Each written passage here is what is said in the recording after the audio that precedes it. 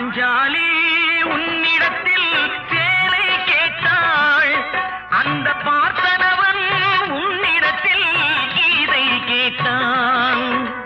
நான் இருக்கும் நிலையில் உன்னை என்ன கேட்பேன், இன்னும் நன்மை செய்து துன்பம் வாங்கும் உள்ளம் கேட்பேன்.